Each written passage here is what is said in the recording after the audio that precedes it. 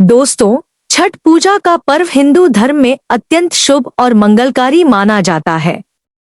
इस वीडियो में हम आपको छठ पूजा से जुड़ी हर महत्वपूर्ण जानकारी देने वाले हैं, जो आपके लिए न केवल ज्ञानवर्धक है बल्कि बेहद खास भी है। दोस्तों, इस बार छठ का त्योहार 2024 में बेहद पवित्र और विशेष होने जा रहा है। इसलिए अगर आप भी छठ पूजा का व्रत रखते हैं या इस पर्व में शामिल होते हैं, तो यह वीडियो आपके लिए पूरी तरह देखना अनिवार्य है। माताएं बहनें, खास जानकारी आपके लिए, इस बार छठ का महापर्व 6 और 7 नवंबर को मनाया जाएगा। हम यहां आपके लिए छठ पूजा की हर छोटी बड़ी जानकारी साझा करेंगे ताकि आपकी पूजा में किसी भी प्रकार की बाधा न आए और आप मां छठी का आशीर्वाद प्राप्त कर सकें। यह पर्व हिंदू धर्म में एक महापर्व के रूप में जाना जाता है और इसे बहुत धूमधाम और श्रद्धा के साथ मनाने की परंपरा है। यह 4 दिनों का पर्व है और इसकी शुरुआत होती है नहाय खाए से। इस पर्व में सूर्य देव और छठी माता की पूजा की जाती है, जो कि अत्यंत फलदायी मानी जाती है। अब दोस्तों, इस जानकारी को आगे बढ़ाने से पहले आपसे निवेदन है कि अगर आप भी चाहते हैं कि मां छठी का आशीर्वाद आपको मिले तो वीडियो को लाइक करें और कमेंट बॉक्स में जय छठी माता जरूर लिखें। तो चलिए अब जानते हैं छठ पूजा का पूरा शेड्यूल, जो आपके लिए जानना बहुत जरूरी है। 1. नहाय खाए 5 नवंबर 2024। इस दिन से छठ पर्व की शुरुआत होती है। नहाय खाए के दिन घर की पूरी साफ सफाई होती है और पूजा करने वाले व्यक्ति अलग अलग बर्तनों का प्रयोग करते हैं। 2. खरना 6 नवंबर 2024। खरना का दिन बहुत पवित्र माना जाता है। इस दिन व्रती पूरे दिन उपवास रखते हैं और शाम को पूजा के बाद अर्पित प्रसाद ग्रहण करते हैं। 3. संध्या अर्घ्य 7 नवंबर 2024। इस दिन व्रती सूर्यास्त के समय नदी या तालाब के किनारे सूर्य देवता को अर्घ्य अर्पित करते हैं। यह छठ पूजा का सबसे महत्वपूर्ण दिन होता है। 4. उषा अर्घ्य 8 नवंबर 2024। छठ पूजा का अंतिम दिन है, जब व्रती सूर्योदय के समय उगते हुए सूर्य को अर्घ्य अर्पित करते हैं और व्रत का समापन करते हैं। छठ पूजा का हिंदू धर्म में अत्यंत महत्व है। कार्तिक महीने के शुक्ल पक्ष की षष्ठी तिथि को मनाया जाने वाला यह पर्व उत्तर भारत, विशेषकर बिहार और उत्तर प्रदेश में धूमधाम से मनाया जाता है। सूर्य देव और छठी माता की आराधना इस पर्व का मुख्य उद्देश्य है, जिससे भक्तगण उन्नति, स्वास्थ्य और सुख समृद्धि की कामना करते हैं। ध्यान दें कि पूजा में कुछ खास बातों का ध्यान रखना बेहद जरूरी होता है। अगर आप पूजा के नियमों में कोई त्रुटि करते हैं, तो इससे छठी माता अप्रसन्न हो सकती हैं और आपका व्रत खंडित हो सकता है। इसलिए हम आपको यही सलाह देंगे कि इस पर्व को पूरी श्रद्धा और विधिपूर्वक मनाएं। अब दोस्तों, अगर आपको लगता है कि यह जानकारी आपके लिए उपयोगी है, तो कृपया वीडियो को लाइक करें और कमेंट बॉक्स में जय छठी माता लिखें। आज हम बात करेंगे उस महान पर्व की, जो लाखों लोगों के जीवन में आस्था और श्रद्धा का प्रतीक है, छठ पूजा। इस पर्व का विशेष महत्व है क्योंकि इस दिन लोग सूरज देवता और छठी मैया की पूजा करते हैं, उनकी कृपा पाने के लिए व्रत रखते हैं और अपनी मनोकामनाओं की पूर्ति की प्रार्थना करते हैं। क्या आप जानते हैं कि इस व्रत की कठिनाई और इसका पालन करने की विधि इसे सबसे कठिन व्रतों में से एक बनाती है? तो आइए आज हम जानेंगे कि इस बार छठ पूजा की तिथियां क्या हैं, खरना कब मनाया जाएगा, सूर्य को अर्घ देने का समय कब है और इस पूजा में किन बातों का विशेष ध्यान रखना चाहिए ताकि छठी मैया प्रसन्न हो और आपके घर में खुशियों की बहार आए। छठ पूजा का दूसरा दिन खरना कहलाता है। इस वर्ष 6 नवंबर 2024 को बुधवार के दिन खरना का आयोजन होगा। इस दिन उपवास रखने वाले भक्त गुड़ की खीर बनाते हैं, जिसे चूल्हे पर आम की लकड़ी जलाकर विशेष रूप से तैयार किया जाता है। पूजा के बाद इसे प्रसाद के रूप में वितरित किया जाता है और इसके सेवन के साथ ही 36 घंटे का निर्जला व्रत शुरू हो जाता है। इस समय के बाद व्रती जल या भोजन ग्रहण नहीं करते। छठ पूजा का तीसरा दिन सबसे महत्वपूर्ण होता है, जिसमें व्रती सूर्य देव को शाम का अर्घ चढ़ाते हैं। इस बार यह 7 नवंबर 2024 शुक्रवार को है। इस दिन सूर्यास्त का समय शाम 5:29 है और इसी समय पर सूर्य देव को अर्घ अर्पित किया जाता है। इस पूजा में ठेकुआ, गन्ना, चावल, मिठाई और अन्य फल फूलों का अर्घ में विशेष महत्व होता है। इसके बाद चौथे दिन यानी 8 नवंबर 2024 को सुबह का अर्घ दिया जाएगा। उस दिन सूर्योदय का समय सुबह 6:37 है। इस अर्घ के साथ ही 36 घंटे का निर्जला व्रत समाप्त हो जाता है और भक्त प्रसाद का वितरण करते हैं। यह क्षण छठ पूजा का समापन होता है, जब श्रद्धालु इस महापर्व का महाप्रसाद ग्रहण करते हैं। पूजा में किन गलतियों से बचें? अब बात करते हैं उन गलतियों की जो इस पवित्र पर्व में बिल्कुल भी नहीं करनी चाहिए। छठ पूजा में पवित्रता का विशेष ध्यान रखा जाता है, इसलिए यहाँ कुछ महत्वपूर्ण बातें हैं जिन्हें ध्यान में रखना जरूरी है। 1. साफ सफाई और शुद्धता। छठ पूजा में उपयोग होने वाली हर चीज पूरी तरह से साफ और शुद्ध होनी चाहिए। पूजा के सभी सामान को गंदे हाथों से छूने से बचना चाहिए। बच्चों को भी पूजा की वस्तुओं से दूर रखना चाहिए ताकि किसी प्रकार की अशुद्धि ना हो। 2. झूठे या खंडित सामग्री का प्रयोग न करें। छठी मैया को अर्पित करने वाली वस्तुओं में शुद्धता अत्यंत महत्वपूर्ण है।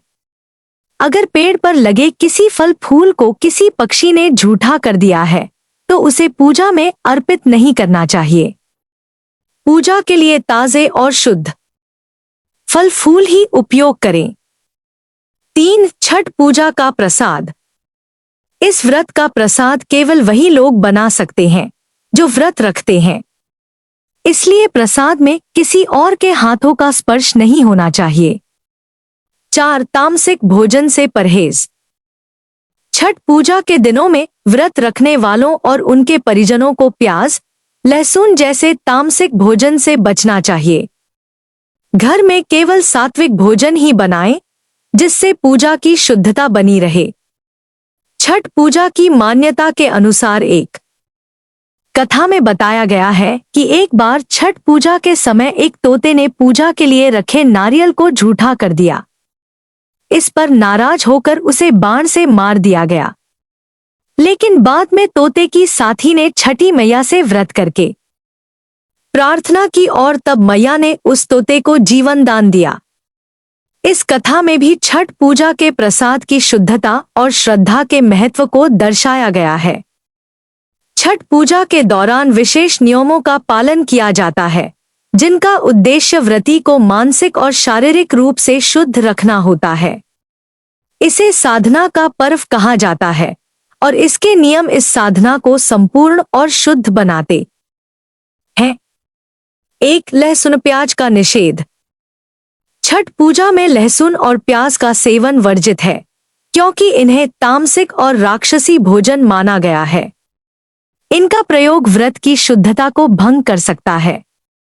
व्रत के दौरान सादा और सात्विक भोजन का महत्व है, जो शरीर और आत्मा को शुद्ध रखता है। इसके अलावा मांस, मछली और अन्य नशे के पदार्थों का भी त्याग किया जाता है, ताकि साधना में कोई अवरोध न आए। 2. भूमि पर सोने का नियम। छठ पूजा के 4 दिनों के दौरान व्रती को बिस्तर या गद्दे पर नहीं सोना चाहिए। भूमि पर सोने का विधान इसलिए रखा गया है ताकि साधक अपनी साधना में पूर्णता ला सके। इसे मानसिक और शारीरिक शुद्धता के प्रतीक के रूप में देखा जाता है और इससे व्रती की एकाग्रता और आस्था भी मजबूत होती है। 3. सामग्री का पवित्र और नया होना। छठ पूजा में उपयोग होने वाले सभी सामान नए और पवित्र होने चाहिए। यदि पुराने बर्तनों का उपयोग किया जाए तो उन्हें अच्छी तरह से साफ करना आवश्यक है, लेकिन पूजा का डाला हमेशा नया होना चाहिए। यह नएपन की प्रतीकात्मकता है जो पूजा के प्रति श्रद्धा और स्वच्छता का भाव दिखाता है। 4. वाणी और मन पर नियंत्रण। इस दौरान वाणी पर संयम रखना आवश्यक है। व्रत के दौरान किसी प्रकार का अपशब्द या नकारात्मक बातें नहीं बोलनी चाहिए, क्योंकि यह व्रत की ऊर्जा को प्रभावित कर सकती है। मानसिक और भावनात्मक शुद्धता को बनाए रखना छठ पूजा के नियमों का हिस्सा है। छठ पूजा का महत्व हमारे धार्मिक ग्रंथों और कथाओं में भी वर्णित है। महाभारत और रामायण दोनों ही कालों में इस पूजा का उल्लेख मिलता है। एक कथा के अनुसार जब पांडवों ने अपना राज्य जुए में खो दिया था, तब द्रौपदी ने छठ व्रत किया। इस व्रत के प्रभाव से उनकी मनोकामनाएं पूरी हुई और पांडवों को अपना राज्य वापस मिला। इस घटना से छठ पूजा की शक्ति और उसके प्रभाव का अंदाजा लगाया जा सकता है। एक अन्य कथा के अनुसार भगवान राम जब अयोध्या लौटे थे तो उन्होंने रावण वध के पाप से मुक्ति के लिए मुनियों के कहने पर सूर्योपासना का संकल्प लिया। माता सीता ने भी सूर्यदेव की आराधना की और इस प्रकार छठ पूजा का प्रारंभ माना गया। कर्ण, जो महाभारत में सूर्यपुत्र कहलाए जाते हैं, सूर्य के परम भक्त थे। वे प्रतिदिन सूर्य को जल अर्पित करते और घंटों तक कमर तक पानी में खड़े रहकर सूर्य की उपासना करते थे। सूर्य की कृपा से ही वे महान योद्धा बने। छठ पूजा का व्रत कठोर अनुशासन की मांग करता है। यह व्रत 36 घंटे का निर्जल व्रत होता है, जिसमें व्रती को एक अटूट संकल्प के साथ नियमों का पालन करना होता है। छठ पूजा की प्रक्रिया नहाय खाए से शुरू होती है और सप्तमी के दिन उगते सूर्य को अर्घ्य देने के साथ समाप्त होती है। व्रत रखने वाले व्यक्ति को इस दौरान संयम, शुद्धता और साधना के नियमों का पालन करना होता है। छठ पूजा में सबसे जरूरी चीज होती है पवित्रता।